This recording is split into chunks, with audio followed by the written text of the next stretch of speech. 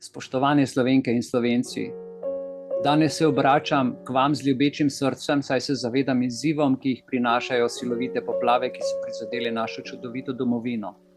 Naša ljuba Slovenija, prepojena s trdim delom, toplino in skupnostjo, je zdaj soočena z nepredstavljivo katastrofo, ki je prizadela mnoge.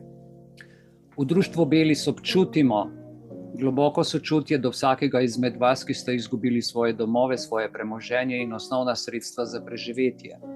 Voda je odnesla in še odnaša mostove in tako naprej. Brez prenočišča in brez elektrike se nekateri borite za obstoj, za zaščito svojih ljubljenih in za vrnitev k običajnemu življenju.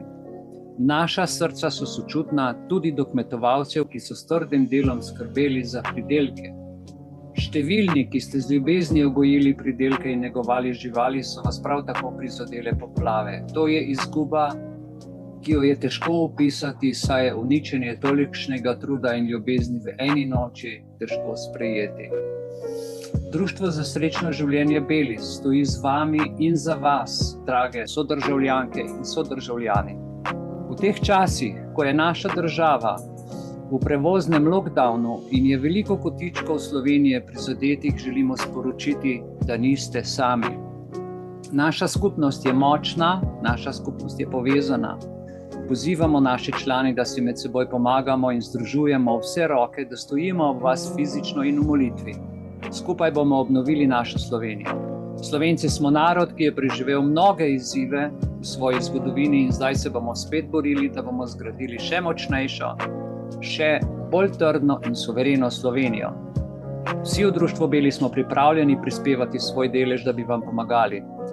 Prosimo, sporočite nam, kaj potrebujete in karkoli bo v naši moči, bomo storili in se potrudili in priskočili na pomoč. Skupaj bomo našli moč, da se dvignemo nad vse ovire. Vedite, da niste sami, da smo tu z vami in da bomo skupaj stopili v ta boj. Sodržavljanke in sodržavljani, v teh preizkušnjah in neopisljivih trenutkih se ne predajte obupu.